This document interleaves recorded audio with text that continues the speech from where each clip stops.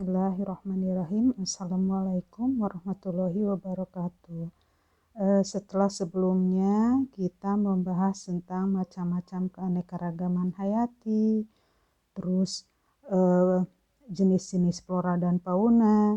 Sekarang kita menginjak ke menghilangnya keanekaragaman hayati di Indonesia. Menghilangnya keanekaragaman hayati di Indonesia dapat diakibatkan oleh beberapa faktor. Faktor yang pertama yaitu hilangnya habitat. Daftar merah International Union for Conservation of Nature menunjukkan bahwa hilangnya habitat itu diakibatkan karena manajemen pertanian dan hutan yang tidak berkelanjutan, menyebabkan hilangnya keanekaragaman hayati. Nah, ini bisa diakibatkan karena pertambahan jumlah penduduk, maka kebutuhan untuk tanaman dan hewan itu semakin kecil. Lahan yang tersedia untuk kehidupan tumbuhan dan hewan akan semakin sempit digunakan oleh tempat tinggal dan industri. Yang kedua adalah pencemaran tanah, udara, dan air. Zat pencemar itu bisa disebut sebagai polutan adalah produk buangan yang dihasilkan dari aktivitas manusia. Polutan tersebut dapat mencemari tanah, air, maupun udara. Penggunaan CFC pada kulkas itu menyebabkan lapisan ozon di atmosfer akan berlubang. Akibatnya, intensitas sinar ultraviolet yang masuk ke bumi meningkat, mengakibatkan beberapa masalah. Jadi, bisa bioma fitoplankton berkurang di lautan, keseimbangan rantai makanan organisme itu menjadi terganggu. Yang ketiga adalah perubahan iklim. Salah satu penyebab perubahan iklim adalah pencemaran udara oleh gas karbon dioksida yang dihasilkan dari pembakaran hutan atau mobil dan motor atau industri juga. Ini bisa menimbulkan efek rumah kaca.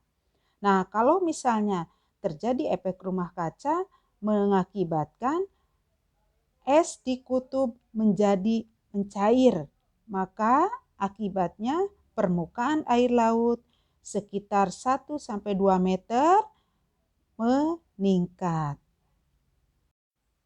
Yang selanjutnya keempat, eksploitasi tanaman dan hewan. Eksploitasi hewan dan tumbuhan secara besar-besaran biasanya dilakukan terhadap komoditas yang memiliki nilai ekonomi yang tinggi. Misalnya, kalau di hutan itu kayu jati. Nah, mengakibatkan eksploitasi yang berlebihan itu punah keanekaragaman hayatinya. Begitu juga dengan hewan-hewan yang dilindungi.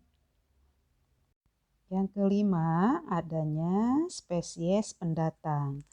Masuknya spesies dari luar suatu daerah seringkali mendesak spesies lokal yang sebenarnya merupakan spesies penting dan langka di daerah tersebut. Contohnya ikan pelangi di Danau Ayamaru, Papua Barat yang terancam punah karena dimangsa oleh ikan mas yang dibawa dari Jepang. Yang keenam, industrialisasi pertanian dan hutan. Para petani cenderung menanam tumbuhan dan memelihara hewan yang bersifat unggul dan menguntungkan. Sedangkan tumbuhan dan hewan yang kurang unggul dan kurang menguntungkan akan disingkirkan. Selain itu, biasanya para petani juga menanam satu jenis tanaman, monokultur, misalnya teh, karet, kopi. Hal ini dapat menurunkan keanekaragaman hayati tingkat spesies. Usaha pelestarian keanekaragaman hayati. Penurunan keanekaragaman hayati dapat dicegah dengan cara melakukan pelestarian atau konservasi.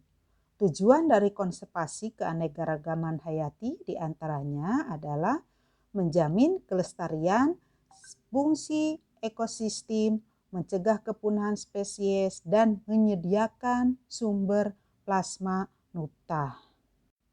Konservasi keanekaragaman hayati diatur oleh Undang-Undang Nomor 5 Tahun 1990 tentang konservasi sumber daya dan Undang-Undang Nomor 23 tentang pengelolaan lingkungan hidup, dan 3 asas yaitu tanggung jawab, berkelanjutan, dan bermanfaat.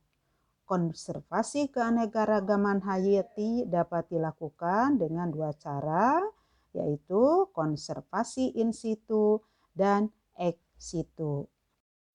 Konservasi in situ adalah usaha pelestarian yang dilakukan di habitat aslinya, yaitu dengan mendirikan cagar alam, taman nasional, suaka marga satwa, taman hutan raya, maupun taman laut. Ini ada contoh dari cagar alam Rafflesia di Bengkulu. Yang selanjutnya konservasi ex situ. Konservasi yang dilakukan di luar habitat aslinya, yaitu dengan mendirikan kebun raya, taman safari, kebun koleksi, atau kebun binatang. Ini ada contoh taman safari. Jadi di taman safari itu banyak sekali hewan-hewan yang dipelihara. Contoh satwa liar yang dilindungi, kakak tua hitam yang berasal dari Papua, anoa yang berasal dari Sulawesi Tenggara. Ini ada contohnya. Contoh tumbuhan liar yang dilindungi, bunga bangkai raksasa dari Sumatera, ada anggrek hitam yang berasal dari Kalimantan. Sekian, terima kasih. Assalamualaikum warahmatullahi wabarakatuh.